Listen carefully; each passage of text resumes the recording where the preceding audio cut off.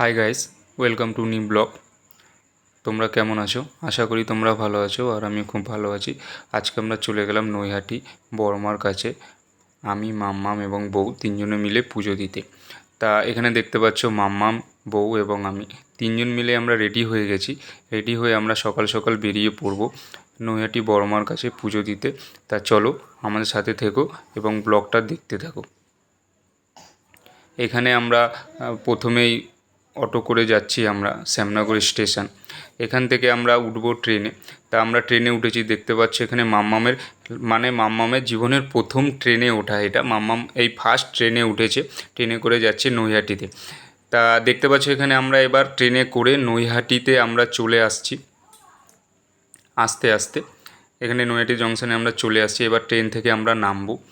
Train থেকে আমরা নেমে গেলাম। ট্রেন থেকে নেমে গিয়ে আমি, মামা এবং বউ তিনজন মিলে এবং হাঁটছি, হেঁটে আমরা যাব নৈহাটি বড়মা মন্দিরের কাছে। তা আমরা প্রথমে উঠবো একটু চলমান সিঁড়িতে, কেন মাম্মাম এই ফার্স্ট যাচ্ছে আমাদের সাথে, সেই জন্য মাম্মামকে একটু দেখাতে হবে যে ও চলমান সিঁড়িটায় উঠছে। তা দেখো চলমান সিঁড়িতে আমরা উঠছি এবং বউ পেছন দিয়ে আমাদের ক্যামেরা করছে। মাম্মামকে দেখো চুপচাপ, ও কোনো কথা নেই, কোনো হাসি নেই, কোনো কিছু নেই। আর এখানে বউ একটুখানি চলমান সিঁড়িতে উঠে গেল। তারপরে আমরা চলে আসলাম সেই রোডটায় যেখানে ফুল, তারপরে সিঁদুর, আলতা এবং সব কিছু পাওয়া যায়। সেখানে আমরা চলে আসলাম এবং ফুল কিনে নিলাম, মার জন্য একটা মালা কিনে নিলাম এবং যা যা যাবতীয় লাগে আলতা, সিঁদুর, মোমবাতি, ধূপকাঠি সব কিছু আমরা কিনে নিলাম। কিনে নিয়ে তারপরে আমরা চলে আসলাম একটা মিষ্টির দোকানে। তা মিষ্টির দোকানে আমরা চলে আসলাম। মিষ্টির দোকানে এসে আমরা 5 রকমের 5টা মিষ্টি নিলাম।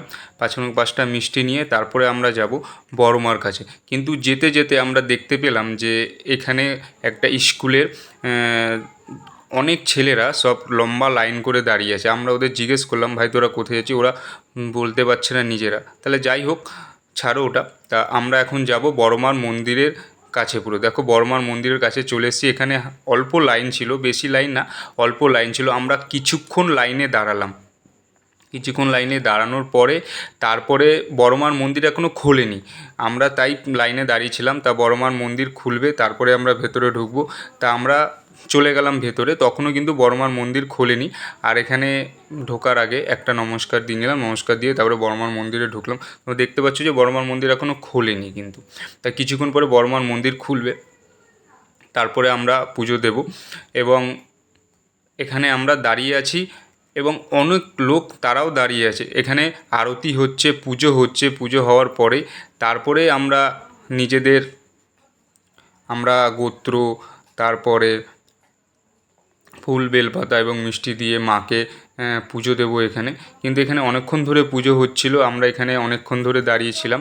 আর আমাদের যে মাম্মাম ছিল, মাম্মাম তো মানে অধৈর্য হয়ে যাচ্ছিল, কান্নাকাটি করছে, মানে করছে। মাম্মাম অত কান্নাকাটি করে না বাইরে গেলে। ও বাইরে গেলে সবসময় চুপই থাকে, যে ও যেখানেই যাক, ঘরের মধ্যে যাই করুক, কিন্তু বাইরে গেলেও একদম চুপ থাকে। বাইরে গেলে কোনো কথা নেই, সাউন্ড নেই। কিন্তু এতক্ষণ ধরে দাঁড়িয়ে থাকার পরে মাম্মাম আর পাচ্ছে না, সেই জন্য মাম্মাম চুপচাপ একদম আছে, কোনো কথা বলছে না, কিছু বলছে না।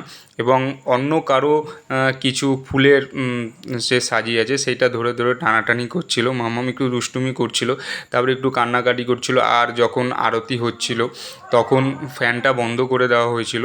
বন্ধ করে দেওয়ার জন্য মাম্মাম ঘেমে যাচ্ছিল, সেই গরম লাগছিল বলে, সেই জন্য ও একটু কান্নাকাটি করছিল।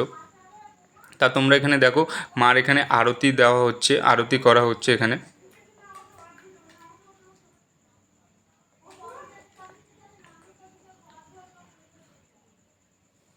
আমরা গেছিলাম বুধবার দিনও কিন্তু ভালো ভিড় ছিল। মঙ্গলবার গেলে তো অনেক লাইনে দাঁড়াতে হয়, মঙ্গলবারে মানে প্রচুর ভিড় থাকে, অনেক ভিড় থাকে। সেই জন্য আমরা মঙ্গলবারে যাইনি, আমরা গেছিলাম বুধবারে। কেন আমাদের মাম্মামকে নিয়ে যেতে হবে, অতক্ষণ দাঁড়ানো যাবে না। তবুও আমরা অনেকক্ষণ, প্রায় আধা ঘন্টার মতন ভেতরে আমরা দাঁড়িয়েছিলাম। ভেতরে আরতি করছিল এবং পুজো হচ্ছিল, সেই জন্য আমরা দাঁড়িয়েছিলাম। তা চলো দেখো তোমরা আরতিটা এবং পুজোটা।